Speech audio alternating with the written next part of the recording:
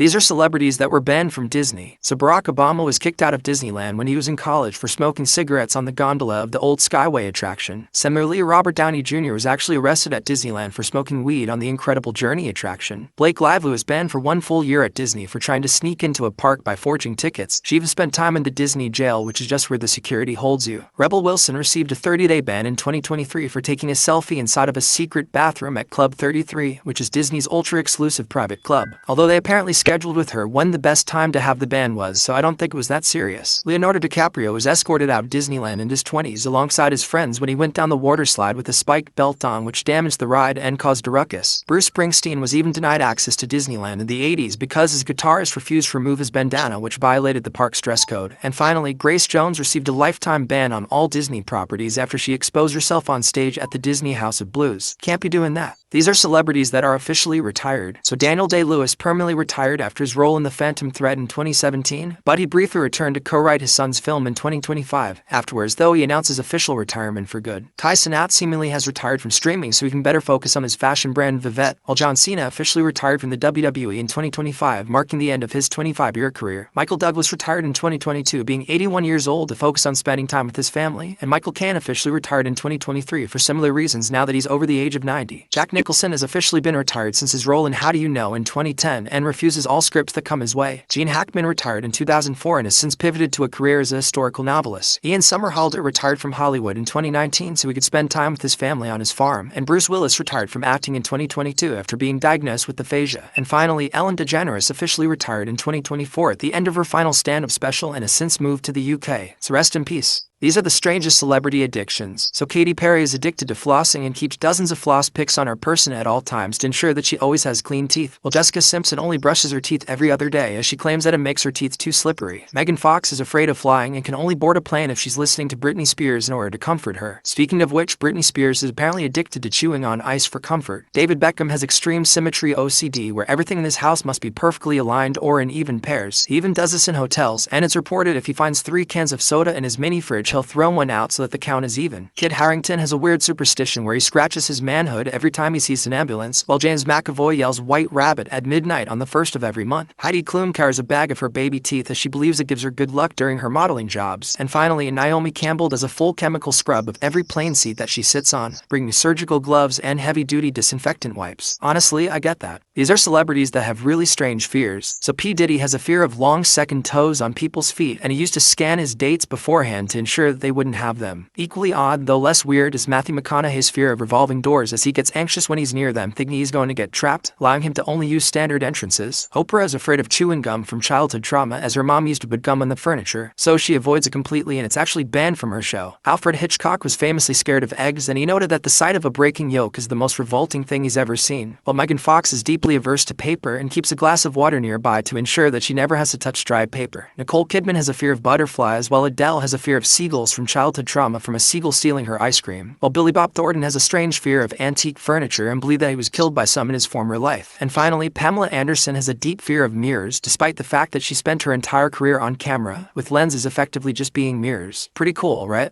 These are companies that close on purpose. So B&H is one of the world's largest tech retailers, but checkout is disabled and the checkout button actually disappears every Friday evening through Saturday evening in observance of the Sabbath. So not only are the physical stores closed, but the website as well. Chick-fil-A closes every Sunday to allow its employees to eat and worship if they choose. Despite being closed though for 15% of the year, they still generate more revenue per store than any other fast food restaurant. Also in line with Sunday closures is Hobby Lobby, which closes all 1,000 of their stores for similar reasons. REI closes every single store on Black Friday to encourage people to opt out and go hiking outdoors. It was initially a one-time stunt but turned into a policy 10 years ago. Similarly, Lush Cosmetics closed its social media accounts in 48 countries to ensure that the mental health of customers was being prioritized. Publix is known to be one of the first stores to close during Florida's hurricanes to ensure employee safety. And finally, In-N-Out is one of the only fast food chains that closes on holidays to ensure that the employees can spend time with their families. Pretty cool, right? These are companies that make two very different things. So in addition to making their Galaxy smartphones and microchip, Samsung also makes howitzer tanks and skyscrapers. Their construction arm actually built the Burj Khalifa. Equally odd is Yamaha, which makes world-class pianos and musical instruments, but also make high-performance motorcycles and boat engines. Mitsubishi is known for their SUVs and air conditioners, but they're also the same Mitsubishi that makes the Uniball pens, and they're also one of the world's largest distributors of canned tuna. Similarly, Volkswagen, in addition to their cars, produce more sausages than cars every single year. The same Guinness that makes makes the drought beer is also responsible for Guinness World Records. One day a brewery director had a bar disagreement about who could do something the fastest and coined it the Guinness World Record when he did it, which became adopted. Michelin is one of the big 3 tire manufacturers in the world, but it's also the global leader in fine dining review with their Michelin star system that started over letting customers know if places were worth driving for. And finally, Nintendo used to not only produce video games, but they're also behind multiple love hotels in Japan that ultimately failed. Pretty cool, right? These are the craziest celebrity contracts. So Tom Cruise has a no toys rule in all of his contracts that bans his likeness for being used for any merchandise, particularly action figures. So there's no official Top Gun or Mission Impossible toys out there that have him on it. Shirley Temple's contracts didn't allow her to age, and it's thought that studios would actively try to stunt her growth and hide any maturing features to keep her looking like a little girl for as long as possible. Adriana Caselotti, the original voice of Snow White in 1937, had an airtight contract with Disney that blacklisted her from appearing in any other films or even singing on the radio that her voice would only ever be Snow White. James Gandolfini was reportedly paid $3 million from HBO to not take a role in The Office in order to preserve his legacy as Tony Soprano. Van Halen had contracts with their venues demanding bowls of M&Ms with all the brown ones removed, not because they cared about the candy, but because if they missed the M&M rule, then the band knew that they'd probably likely messed up some of the safety rigging systems that were buried nearby in the contract. And finally, Uma Thurman's contracts allegedly stipulate that she must have the biggest dressing room, and if not, she had to be upgraded immediately. That's crazy. These are the craziest lawsuits in history. So a Nebraska senator named Ernie Chambers sued God in 2007 for causing floods, earthquakes, and tornadoes. The judge ultimately dismissed it though because God doesn't have a legal home address, meaning he couldn't properly serve the papers. A man named Robert Brock sued himself in 1995 for $5 million for getting drunk and committing crimes, claiming that his religion prohibited alcohol, but ultimately it was dismissed. In 2018, the Rotondo family sued their 30-year-old son Michael that he would move out of their house after they served him with 5 formal eviction notices. The parents ultimately won in court and they had to move out. A DC judge named Roy Pearson sued his local dry cleaners for $67 million